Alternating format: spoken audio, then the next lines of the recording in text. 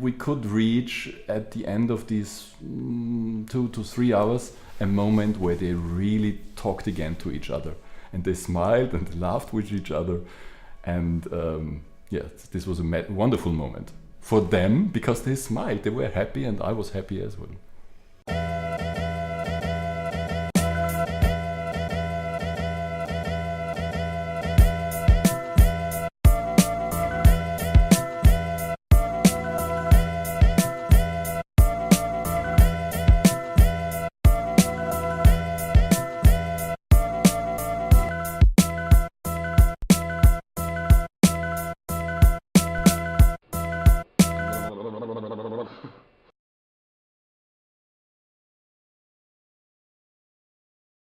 Welcome to the Strategy Show.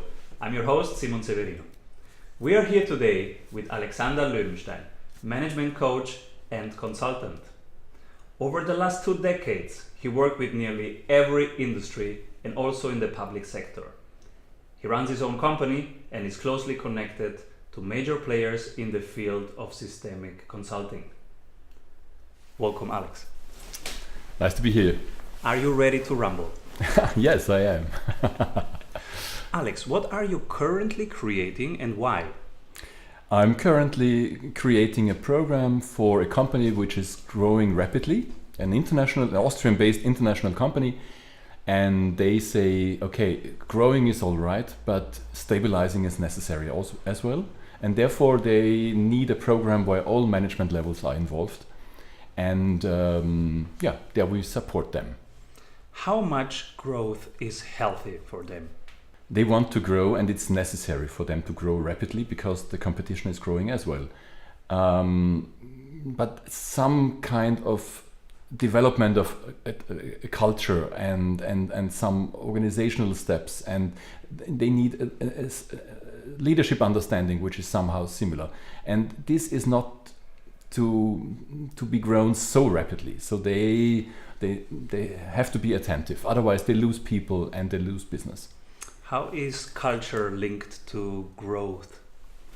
This company has a history also which is 40 years old, and 40 years ago they were in a certain sector, and now they changed sectors, but the roots of their culture are somehow based in this regional area of Austria, and to become really a global player, this needs a change of culture. What do they produce? Services or products? Or? It's services. Services. Yeah, it's services, and services which are needed all over the world, but the basis is Austrian. If you think about what do they buy when they buy your services, what do they really get? Yeah, what do they really buy is a consultant, and not only me, they buy a team of consultants which help them to get better management results. Yeah? So management is key, and therefore they buy a team which supports each individual person in the program to get a better manager. And this is what it is. They get, on the other hand, they get, of course, tools and so on. But what we really do, we give impulses. We try to irritate in a positive sense. We try people to reframe their thinking in order what is really necessary to be a good manager, meaning creating an atmosphere where people want to work, and an atmosphere where the company is really producing things for the customer. What do you and your team stand for, and what do you not stand for? We do not stand for bullshit bingo. Yeah, we do not stand for management bullshit, which there is so much produced. We really stand for hands-on solutions which help them the day after.